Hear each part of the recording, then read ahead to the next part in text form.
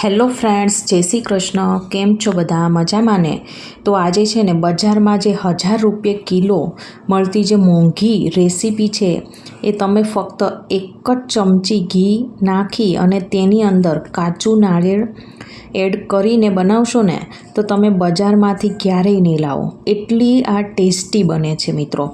અને તમે જો એકવાર ઘરમાં બનાવી લીધી ને તો વાડેન ઘડે આવી જ રીતના બનાવવાનું પસંદ કરશો અને વાડેન ઘડે ઓછી જ પડશે મિત્રો.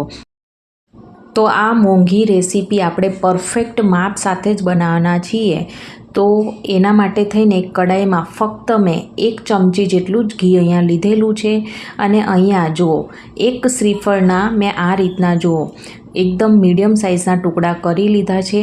તો તેનો ડાર્ક પાર્ટ છે આપણે દૂર નથી કરવાનો. તેની સાથે જ આપણે 2 થી 3 મિનિટ જેવું આપણે તેને સાંતળીશું મીડિયમ ગેસ ઉપર.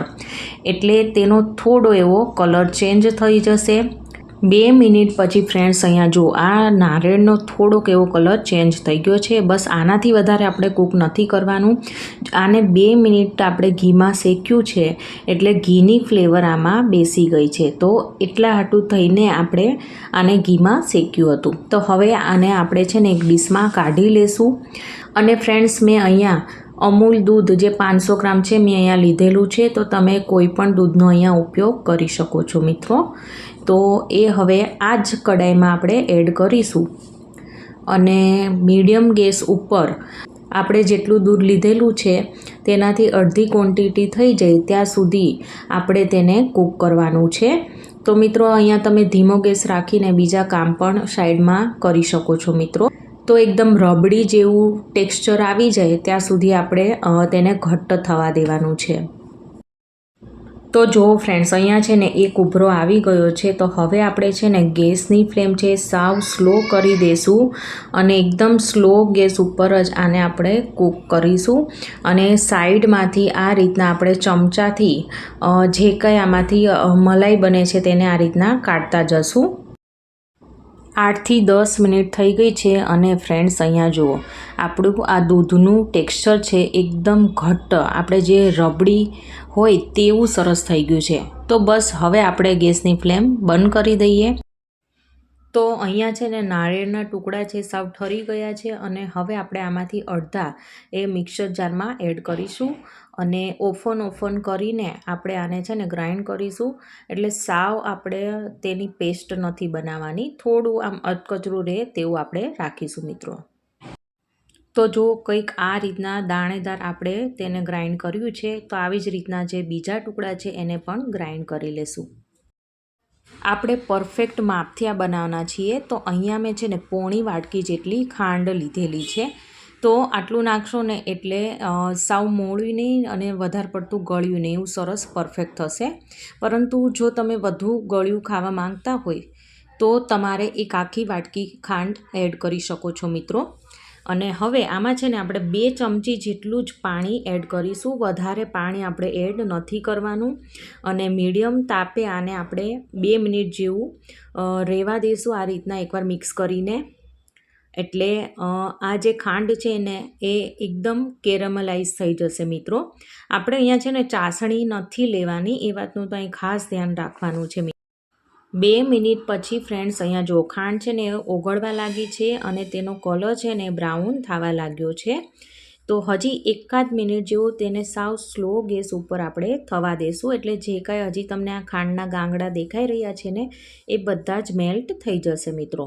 પરંતુ એનાથી વધુ આપણે કૂક નથી કરવાની. જો એમ કરીશું ને તો આનો ટેસ્ટ છે ને આપને કડવો લાગશે મિત્રો. તો અહીંયા બસ આટલી જ આપણે કરવાની છે. ખાંડ ઓગળી જાય ત્યાં સુધી જ. આ મીઠાઈ છે ટેસ્ટફુલ બને તેના માટે અહીંયા મેં 4 ઇલાયચીને ખાંડી રાખી હતી, તે આપણે એડ કરી એકવાર મિક્સ કરી દઈશું.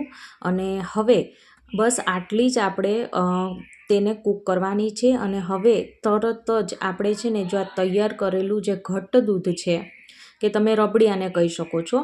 તો એ આપણે આમાં એડ કરીશું અને થોડું આપણે સાચવીને એડ કરીશું, કેમ કે આના છાંટા છે એ આ રીતના ઉભરો આવીને ઉપર આવશે એટલે તેના છાંટા ઉડશે. અને એકદમ ધીમો ગેસ રાખી આ રીતના ફટાફટ આપણે મિક્સ કરવાનું, એટલે આજુબાજુ છે ને એ ચોટશે નહીં. અને જો આ રીતના એકદમ સરસ એવું થશે મિત્રો. જો સાઈડમાંથી આ રીતના આપણે ચમચાથી પણ લેતા જવાનું છે. જો એકદમ સરસ એવો જો તમે કલર પણ કેટલો સરસ એવો આવ્યો છે મિત્રો.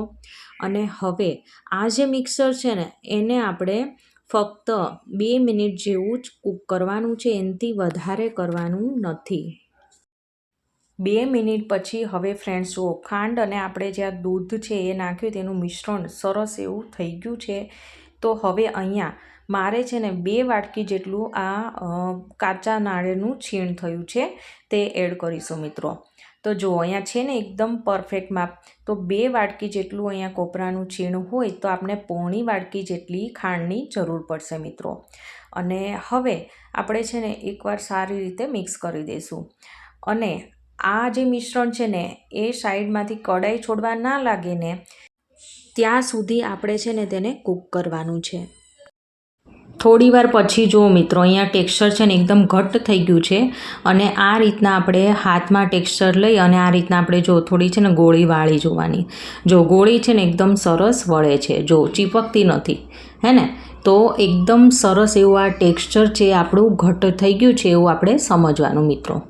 જો ફ્રેન્ડ્સ, મેં અહીંયા છે ને એક ડીશમાં આ જે મિશ્રણ આપણે બનાવ્યું ને તેને પાથરવા માટે પહેલેથી જો ઘી લગાડી દીધેલું છે. અને આપણે છે ને અડધા ભાગમાં આ રીતના કાજુની કતરણ આપણે એડ કરીશું. તો તમને જે ડ્રાયફ્રૂટ ભાવતા હોય ને એ તમે ગમે આમાં એડ કરી શકો છો મિત્રો. તો આપણે જ્યાં પાથરવાનું હોય તો એટલી જગ્યામાં આપણે આ રીતના ડ્રાયફ્રૂટ પાથરી દઈશું મિત્રો. આ મીઠાઈમાં શાઇનિંગ આવે અને બાઇન્ડિંગ આવી જાય તેના માટે થઈને અહીંયા છે ને હું 1.5 ચમચી જેટલું ઘી એડ કરી રહી છું. અને એકવાર બધું મિક્સ કરી લઈશું. અને હવે આપણે ડીશમાં આને પાથરી દઈશું. જો મિત્રો, આ રીતે આપણે હાથેથી જ તેને પાથરીશું એટલે એકદમ સરસ એવું આ સેટ થઈ જશે. ઉપરથી થોડા એવા આપણે આ રીતના કાજુની કતરણ કે પછી બીજા કોઈ પણ ડ્રાયફ્રૂટનો પણ તમે ઉપયોગ કરી શકો છો. તો આપણે નીચે પણ ડ્રાયફ્રૂટ નાખેલા છે અને ઉપર પણ નાખ્યા છે. એનું કારણ એક જ છે, જ્યારે આપણે આ પીસીસ ખાશું ને એ જ્યારે તેના બાઇટ્સ આપણા મોઢામાં આવશે ને ત્યારે આ જે આપણે ડ્રાયફ્રૂટ્સ નાખ્યા છે તો તેનો ટેસ્ટ છે ને એ ખૂબ જ સરસ આવશે મિત્રો. તો હવે આપણે આને છે ને 3 થી 4 કલાક માટે તેને સેટ થવા માટે મૂકી દઈશું. અને જો તમારી પાસે સમય ના હોય તો તમે આને છે ને ડાયરેક્ટ ફ્રીજમાં કલાક મૂકશો ને તો પણ સરસ એવું સેટ થઈ જશે. અને પછી તમે આમાંથી પીસીસ કરી શકો છો. 4 કલાક પછી ફ્રેન્ડ્સ અહીંયા જો કેટલું સરસ એવું આપણું જે મિશ્રણ છે એ સરસ સેટ થઈ ગઈ છે મીઠાઈ. અને હવે આપણે જો આ રીતના છરીની મદદથી નાના કે મોટા તમારે જે સાઇઝમાં કટ કરવા હોય એ પ્રમાણે તમારે કટ કરી લેવાના. તો જો કેટલા સરસ દેખાઈ રહ્યા છે, જાણે કે આપણે ઓલી ચોકલેટ બરફી ના બનાવી હોય તેવા સરસ દેખાઈ રહ્યા છે મિત્રો. જો અહીંયા અને આનો ટેસ્ટ છે ને એ આપણે ચોકલેટ ખાતા હોય ને તેવો અને થાબડી પેંડા જેવો તમને ટેસ્ટ લાગશે. તો બંનેનું મિશ્રણ તમે આ મીઠાઈ સમજી શકો છો મિત્રો. તો ખાવામાં એટલી બધી ટેસ્ટી બને છે ને કે વાત જ ના પૂછો મિત્રો.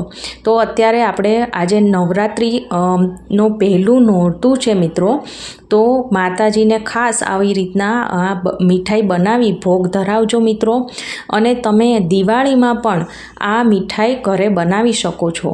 તો બહાર કરતાં ઘરે ચોખ્ખી અને એકદમ ઓછા ખર્ચામાં આ મીઠાઈ બનીને તૈયાર થાય છે.